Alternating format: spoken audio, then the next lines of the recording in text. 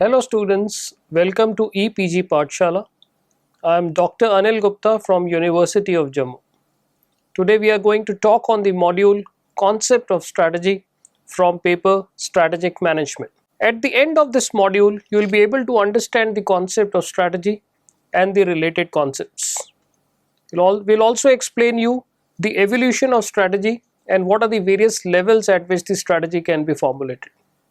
We'll also discuss what are the various schools of thought on strategy formulation, as well as understand strategic management, its benefits and limitations. Okay students, let us first understand what is this concept of strategy. In fact, the word strategy comes from a Greek word strategos, which refers to generalship. The entire concept of strategy basically comes from the military, and therefore it has its relevance in the business as well. The key objective of both business strategy is to secure competitive advantage over rivals. In fact, a strategy is the means to end, and these ends concern the purpose and objective of the organization. Strategy relates to developing the long-term scope of an organization in such a way so as to deliver competitive advantage to the organization. For students, there is always a confusion that the word strategy is similar to the word policy and tactics. However, all these terms are distinct from each other. When we talk of policy, policy is nothing but a prescribed guidelines for governing action of an organization with respect to given objectives. Policy, in fact, is a broader concept in the form of guidelines or principles, while strategy is more specific as it relates to particular situation, objective or target. The policy in an organization, the policy comes first, and strategies are considered as elements of policy.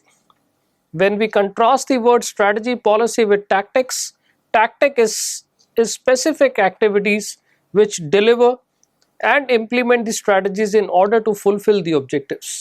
From an overall strategy, a number of sub-strategies follow, which are referred to as tactics. Let us see the difference between strategy and tactic.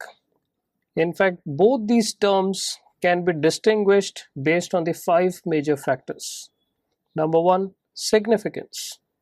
Strategies have more significance or a greater consequence for organization as compared to tactics. Tactics may possibly affect only one specific function or one specific supplier or one specific action of an organization. Number 2, these two things can be distinguished at the level of formulation or conduct. Strategies are generally formulated at the top management level, whereas tactics can be employed by even middle level or lower level of managers. The third factor on which the terms can be distinguished is the information base. As strategies have more significant impact on the organization, formulation of strategies require lot more information as compared to the tactical decisions. The fourth parameter on which these two terms can be distinguished is on objectivity and subjectivity. Strategies are generally framed by teams and not by individual managers, whereas tactics, being more subjective, are sometimes left to the discretion of individual managers. And the fifth parameter on which these two terms can be distinguished is the time horizon. Strategies are generally long-term and changes are not made frequently, whereas tactics, on the other hand, can change frequently, not of long-term duration. Let us now look at the evolution of strategy as a concept. There are various definitions given by leading thinkers on this subject, and we will look into these definitions which are considered important in the discipline of strategic management. Way back in 1962, Alfred D. Chandler defined strategy as the determination of the basic long-term goals and objectives of an enterprise and the adoption of the courses of action and the allocation of resources necessary for carrying out these goals. In 1965, Kenneth Andrews defined strategy as the pattern of objectives, purpose, goals, and the major policies and plans for achieving these goals, stated in such a way so as to define what the business the company is in, or is to be and the kind of company it is or is to be. Subsequently, another thinker, Igor Ansoff, explained strategy as the common thread among the organization's activities and product markets that define the essential nature of business that the organization was or planned to be in future. In 1972, William Glueck defined strategy as a unified, comprehensive, and integrated plan designed to assure that the basic objectives of the enterprise are achieved. In 1984, again, Igor Ansoff defined strategy as a set of decision making rules for the guidance of organizational behavior. As the organization and the context changed, so new definitions emerged. In 1987, one of the very leading thinkers in strategic management, Henry Mintzberg, defined strategy as a pattern in a stream of decisions and actions. In 1996, Michael Porter from Harvard Business School defined strategy as developing and communicating the company's unique position, making trade-offs, and forging fit among the activities. Now the students understand that the strategy can be at various levels. Organizations, they start from one particular business and then they grow to a multi-business empire. There are various organizations which operate not only in one particular region or one particular country, but are multinational corporations operating in multiple businesses. Therefore, this entire concept of strategy can become very complex. The strategies can be operated at different levels. Companies, generally what they do, they create operating divisions. They're also referred to as independent profit centers, and more technically they are referred to as SBUs, where SBUs stand for a strategic business unit. As defined by Chaplin, the strategic business unit is any part of a business organization which is treated separately for strategic management purpose. For example, consider Tata Group. Now the Tata Group is into multiple businesses. They are into automobile sector, they are into chemical business, they are into telecommunication business. Each business in itself is referred to as a strategic business unit for the entire group. Now the different level of strategies are at the corporate level. You can have them at the strategic business unit level and at the functional level. Now for example, when we talk of the corporate level strategy, this basically refers to the overall action plan including all the functions executed by different SBUs relating to the objectives, resource allocation and coordination of the SBUs. Generally what firms or corporates do, they create a centralized corporate office that takes care of the corporate level strategy, that ensures that each strategic business unit receives proper resources so that they can implement the strategies effectively, and that each business unit contributes to the overall profit of the organization. When we talk of the SBU level strategy, this is basically a complete plan relating to the objectives of a particular SBU.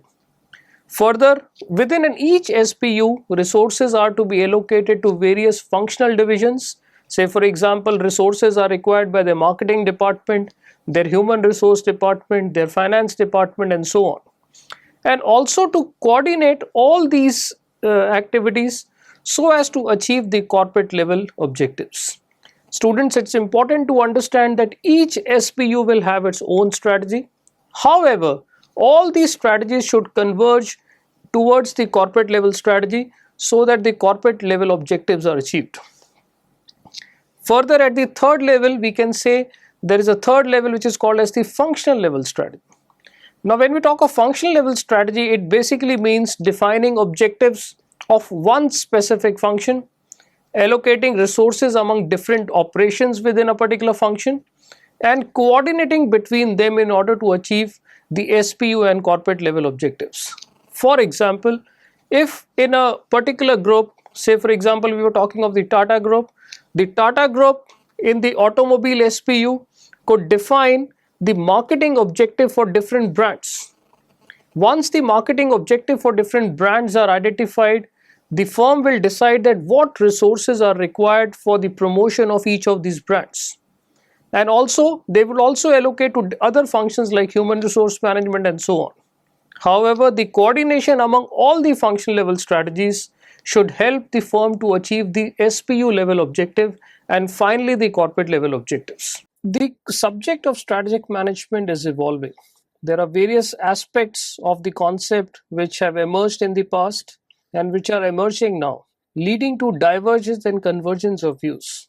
One of the leading thinkers of the subject, Henry Mintzberg, and his associates converged this entire subject and proposed 10 schools of thought on strategy formulation. The schools of thoughts are classified in three groups. First is the prescriptive school, second is the descriptive school, and third is the integrative school. In the prescriptive school, there are three schools of thoughts. In the descriptive school, there are six schools of thoughts. And finally, in the integrative school, there is one school of thought. Okay, students, let us look at the first is the prescriptive school. Within the prescriptive school, there are three different schools of thought that have been proposed. First is the design school, second is the planning school, and third is the positioning school. The design school was developed somewhere in 50s and 60s, and one of the proponents of this school was Andrews, who in 1965 perceived strategy formation as a process of conception. This school of thought looks strategy as a unique plan, wherein the person on the top, that is chief executive officer, creates and leads the strategy formulation process, which is simple and informal, based on judgment and thinking. The second school, the planning school, was developed somewhere in late 60s, and one of the leading proponent of this school was Ansoff, who in 1965 contributed to the school and explained strategy formation as a formal process. He said that strategy is divided into smaller sub-strategies and programs, and the lead role in the strategy is played by the planners. And he said that the process of strategy formulation is more formal and is a deliberate activity within an organization. The third school, the positioning school, was developed in late 70s and 80s, wherein Michael Porter was considered to be an important proponent in forming the positioning school.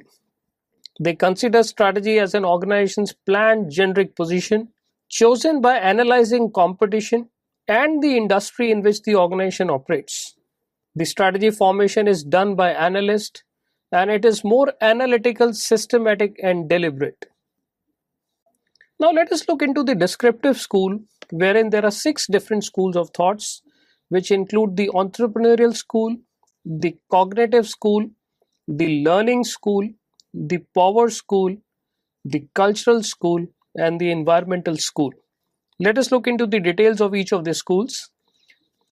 The first school, the entrepreneurial school, was developed with the contribution of Schumpeter and Cole. The proponents of this school consider that the strategy formulation is a visionary process. They view that strategy is a result of personal and unique perspective, often aimed at creation of a niche. The strategies are formulated by the leader or the entrepreneur, and the process of strategy formulation is more far-sighted, instinctive, and largely deliberative. The next school, which is the cognitive school, regarded strategy as an individual concept, a result of a mental perspective. The strategy formulation is done by a thinker philosopher. Simon, March, they are the contributors of the school, and they regard that strategy formulation is more of a mental and an emergent process. The next school, the learning school, emerged from 1950s through 1990s. And this school also views strategies as an emergent process. They see that strategy is a unique pattern, and the process of strategy formulation is new, informal, and unorganized. During 1970s and 80s, the power school emerged, which regard strategy as a negotiation process. They view it as a political and a cooperative process. According to this school, the strategy formation can be chaotic. It may lead to conflict, it may lead to aggression, and there can be lack of cooperation during the process of strategy formulation. The another school that contributes to the strategic thought is the cultural school. According to this school, strategy formulation is a collective process. They say that the people in the organization have to come together And the process of strategy formulation is more ideological, constrained, collective, and deliberate. The last school in this is the environmental school. According to this environmental school, the process of strategy formulation is more reactive. The schools regard strategy as something more generic, and the strategy formulation is passive, imposed, emergent, and environment plays a critical role in the strategy formulation. Let us look at the last school, which is the configuration school. Major contributors to the school include Chandler, Mintzberg and Miller, Miles and Snow. They view that strategy is a transformation process that matches any process discussed under the nine school of thoughts. They say that strategy formulation is more integrative and sequential. And strategic management basically focuses on solving the problem in the environment and giving a direction to the organization. Strategic decision making is done through the process of strategic management, which has been defined by different authors. There are various definitions that give a complete overview of the concept. First, let us look at what W.F. Glueck said while defining it. According to Glueck, strategic management is that set of decisions and actions which lead to the development of an effective strategy or strategies to help achieve corporate objectives. Subsequently, Pierce and Robinson define strategic management as primarily concerned with relating the organization to its environment, formulating strategies to adapt to that environment, and assuming that implementation of strategies takes place.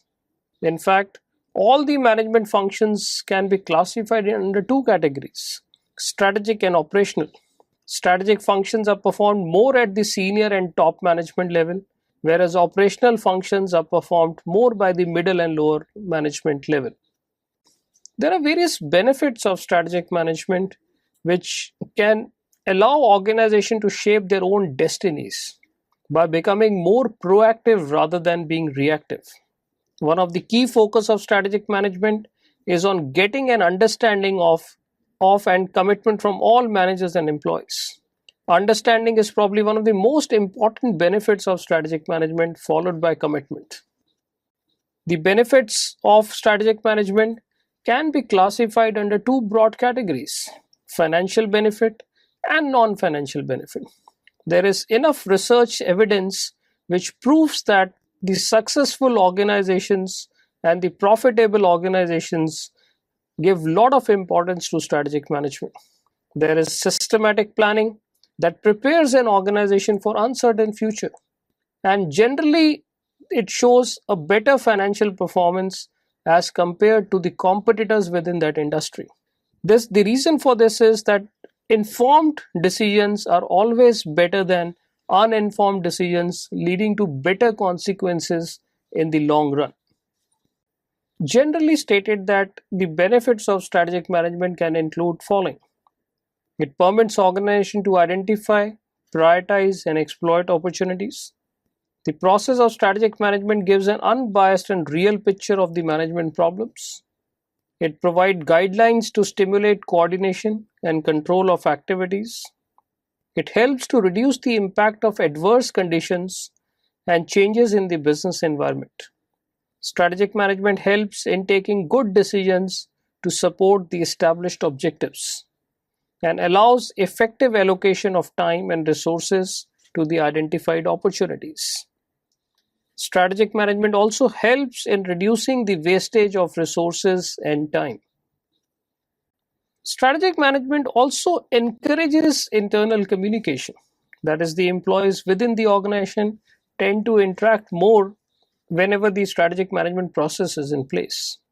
It helps to integrate the behavior of individuals into a total combined and synergistic effect. Strategic management defines clear individual responsibilities that help to put accountability of people into place. Strategic management promotes forward thinking that helps organization to become more proactive and rather than being reactive.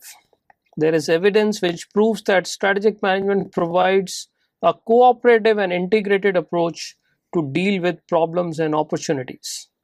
Another benefit of strategic management is that it stimulates a favorable attitude towards change, thereby minimizing the resistance towards the change. And finally, strategic management creates a discipline in the management of business. We have discussed that there are financial benefits of strategic management. However, there are non-financial benefits as well. Some of the non-financial benefits of strategic management include: number one, it helps in creating awareness of external threats, which is very important. A firm can plan in advance towards this threat so that it can protect its interest for not only its shareholders but overall stakeholders. Strategic management is an effective tool to understand what the competitors are doing. So once you have the understanding of competitor strategy, the firm can plan its resources and strategies in order to not only beat the competition but move ahead of competition. Strategic management has shown tremendous results in terms of improving the employee productivity. They know that what they intend to achieve, their entire efforts can be converged so that the benefit are reaped in terms of the higher productivity of the employees. Strategic management helps to reduce the resistance towards change. Organizations just can't work in a constant manner. Since the external environment is changing continuously, employees need to proactively respond to these changes, and to overcome the resistance to change, strategic management plays a very, very critical role. Strategic management helps to clearly understand the performance and reward relationship. Unless and until firms perform, teams perform, employees perform, firms cannot grow. So there has to be a direct link between the performance and the reward that goes to each of the employee of the organization. Another benefit which strategic management offers is it promotes interaction among various managers. Managers come together to understand what are the requirements of the firm in order to achieve the sustainable advantage. Strategic management encourages order and discipline within the organization. The entire firm, the entire organization know that what is that they are trying to achieve. So there is no confusion, no ambiguity, and therefore it encourages order and discipline in terms of achieving the objective. Strategic management has shown results that it creates efficient and effective managerial system. Both efficiency and effectiveness, as you know, is very, very critical to optimally utilize the resources. So therefore, strategic management has shown tremendous results in improving the efficiency and the effectiveness of the organization. Strategic management also establishes confidence in the current business strategy, which is definitely help in increasing the profitability of the firm. Strategic management highlights the need for corrective measures. So a constant check is there that wherever the firm goes wrong and the results are not as per the desire, strategic management processes help to highlight the need for corrective measures. It also provides the basis for identifying and rationalizing the need for change, subsequently helping the employees to view the change as an opportunity rather than the hurdle. Though there are a number of benefits of strategic management, yet there are some of the limitations which as a student of strategic management you should be aware.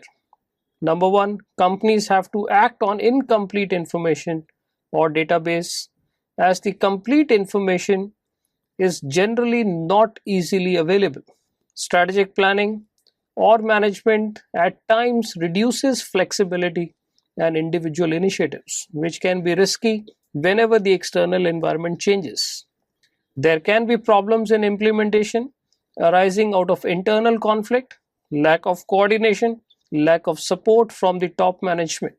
Further, the planning and the executive team may not get adequate appreciation or reward from the top management when their strategies succeed.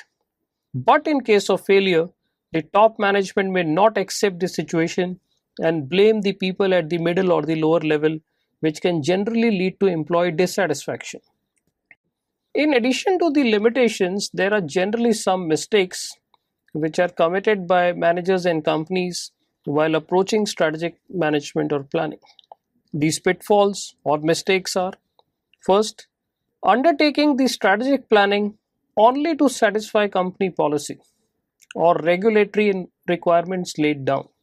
In other words, the strategic management process is not taken as a spirit of the organization. Rather, it is been taken as a compulsion which does not yield suitable results.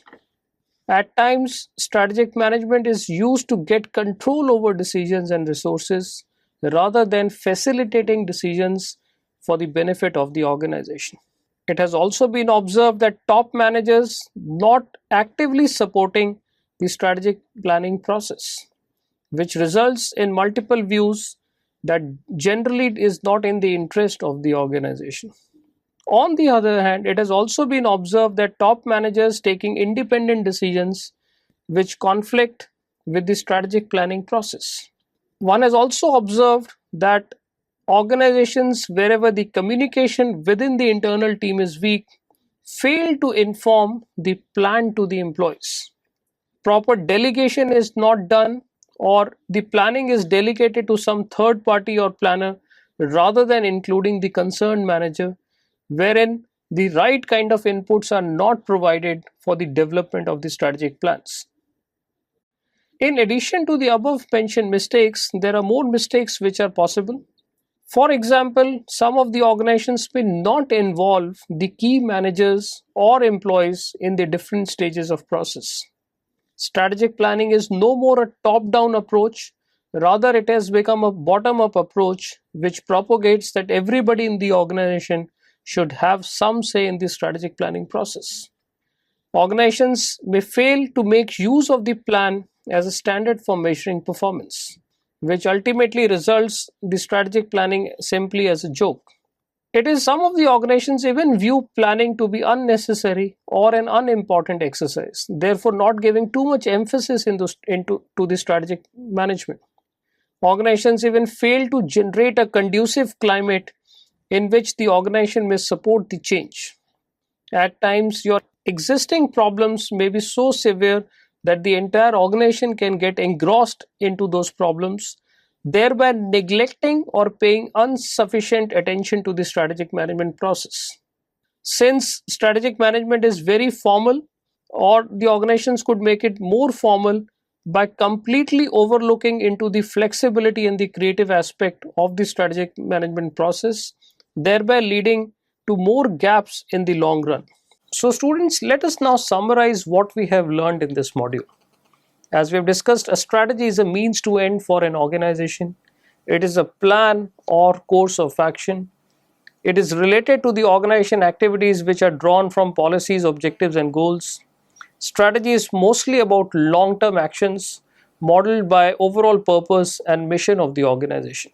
Strategy should lead to competitive advantage and help win market battles against competition. It must be backed by resources and skill sets. Operations or tactics must align with the strategy, and we have discussed that strategy is different from policy and tactics. Strategy must adapt to environmental influences and help to deliver on various expectations. We also discussed that the evolution of strategy as a concept and what are the author's view on strategy. We also discussed that strategy operates at different levels of an organization, starting from corporate level, SPU level, and the function level. We also discussed that there are various schools of thought as given by Mintzberg, which are classified under three groups: the prescriptive school, the descriptive school, and the integrative school. And finally, strategic management is an art as well as a science of formulating, implementing, and evaluating strategic decisions across functional areas which help an organization to achieve its objectives. The major advantage of strategic management is to help organization to formulate better strategies by following a methodological, rational approach while making strategic choice. The strategic management practices may help a company yielding financial benefits as well as the non-financial benefits.